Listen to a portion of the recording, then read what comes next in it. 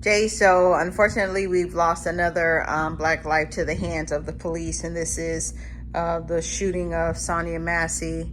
And so we know that originally the police were called from, because she thought of an intruder. But what happened from there that ultimately led to her death? I mean, I don't know. It seems like, well, from what I'm hearing, that cop shouldn't have been a cop. You know what I mean? He worked in like 3 or 6 years or some crap like that. He was at like 8 or 9 different police stations or something, and they're doing an investigation on this. But he's had a lot of issues, and I don't know where it went from 0 to 60 because she was no threat whatsoever. And so what happened doesn't even matter. Doesn't matter what happened because nothing she did warrant her being shot.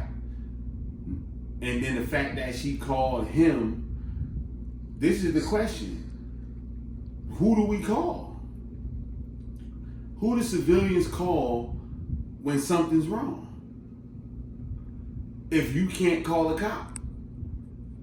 We said this for years now, Trayvon Martin all the way up to now, but it got even more heightened once the George Floyd situation happened 4 years ago. We know that the training sucks. We know that it's still racist cops that's out here. We know that it's a disproportionate number of black people getting killed by white cops than it is anybody else, right? We know all of this. Just like we know that it's school shootings regularly, mass shootings regularly, even though, on this platform I've discussed, I hate that everything is classified as a mass shooting. I think it does need to be some separation in that because by definition, yes, mass means multiple individuals, but also the way they do it, they clumped it into mass meaning random. Some of the multiple people getting killed isn't random shootings. These are people who in beef with other individuals and they just going and shooting off at other individuals. That's a different, you handle those things differently. When somebody's just, you have no clue why they just wake up in the morning and do the things they do and go and just shoot up 10 people, that's, we need to classify that as something else. Like we need to classify cops killing innocent bystanders or innocent individuals. That needs to be classified as something else. And I tell you why.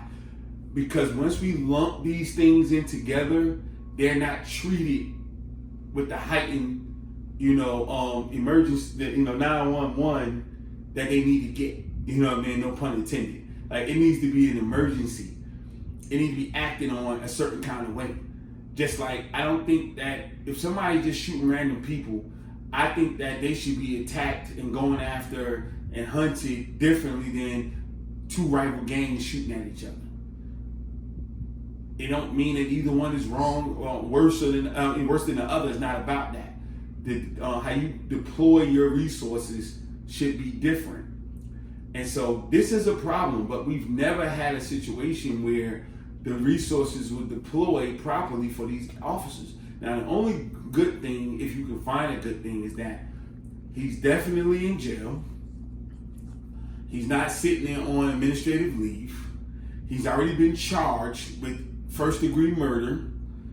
So he's not sitting on administrative paid leave, working or, not, you have to get Ben Crump and everybody in there and protest to even get him arrested. He's arrested and in prison with held without bail as of right now. And so that's better than what has happened in the past. And I hope that he gets what he's supposed to get, life without parole or worse. And then that will kind of start putting, saying precedents in place that this has happened to an officer and different officers. And so when the new judges and things come in and have these cases, they're not saying like the precedent is not lopsided where they're letting all these cops off. They start adding to the precedent that cops, these things happen. Because when you're dealing with guns, things happen. This, I don't feel like it was an accident, but accidents do happen. Things happen. All cops aren't bad. but they can't kill an innocent bystander, you know, from nervousness, whatever, mistaken identity, all that other stuff like that. And it needs to be handled properly. It ain't supposed to be the cop is automatically innocent, and then we got to fight like hell to try to prove him being guilty or her being guilty. You know, the facts should be right there, just like any other criminal case or any other shooting, and just move on. And they should get what they need to get. That will restore faith in the community and in the cops.